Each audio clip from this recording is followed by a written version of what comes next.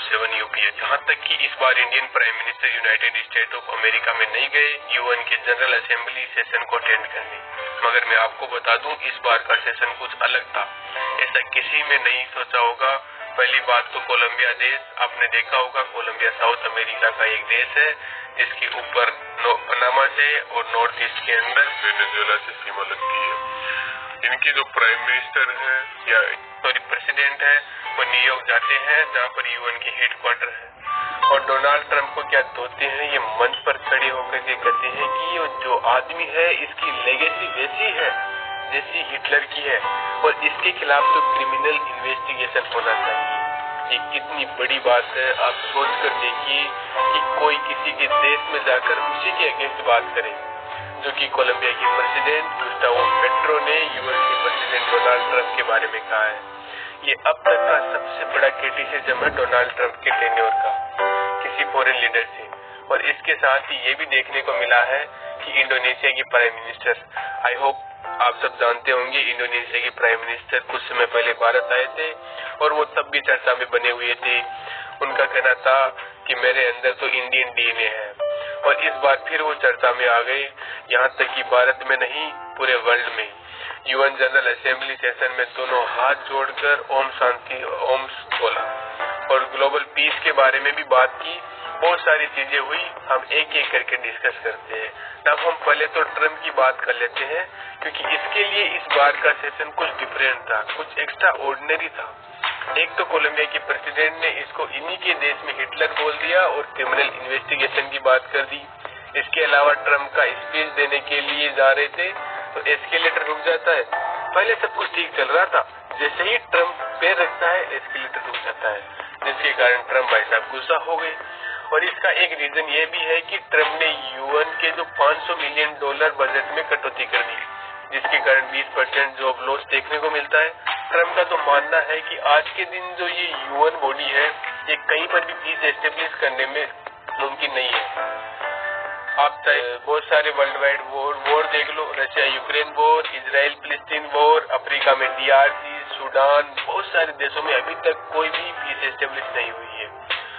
और यहाँ तक कि इसने ये बोला कि मैंने अपने सेकेंड टेन्योर में 7 वॉर्स रुकवाई है। यूएन को तो मुझे पीस प्राइज के लिए रिकमेंड करना चाहिए। ट्रम्प कहते हैं कि मुझे यूएन से सिर्फ और सिर्फ रिटर्न में कुछ भी नहीं मिला, सिर्फ और सिर्फ बेड एस्केलेटर और बेड टेलीकॉप्टर के अलावा।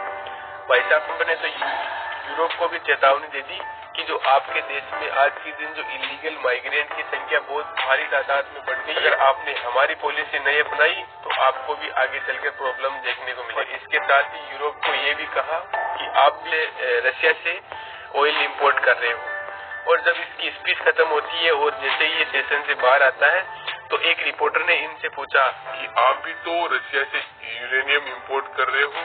इसके पास कोई जवाब नहीं था। अब देखिए यूएस इंडिया पर टेरिफ खेल रहा है और यही बेसिस पर खेल रहा है कि आप रशिया से ऑयल इंपोर्ट कर रहे हो, लेकिन इनकी फॉरेन पॉलिसी का ये कोई स्ट्रॉन्ग नहीं मान सकते क्योंकि ये खुद भी तो रशिया से 700 से 800 मिलियन डॉलर का यूरेनियम परचेज करते हैं। और दूसरी बात इस सेशन में ये हुई कि कोलंबिया के प्रेसिडेंट ने क्यों कहा होगा कि क्रिमिनल इन्वेस्टिगेशन होना चाहिए। चलो ठीक चलते हैं। जैसे जैसे ट्रम्प कैरेबियन में स्ट्राइक की बात कर रहा है, गल्फ ऑफ मैक्सिको का नाम चेंज करके गल्फ ऑफ अमेरिका कर रहा है, और यहाँ तक कि वेनेजुएला पर स्ट्राइक की बात करता है। आप जानते होंगे वेनेजुएला एक साउथ अमेरिका की कंट्री जो कि वर्ल्ड के सबसे ज्यादा ऑयल रिजर्व रखने वाली। आई होप आपने सुना होगा कि सऊदी अरब, मिडल ईस्ट, यूएसए, रशिया इन्हीं के पास होगा ऑयल।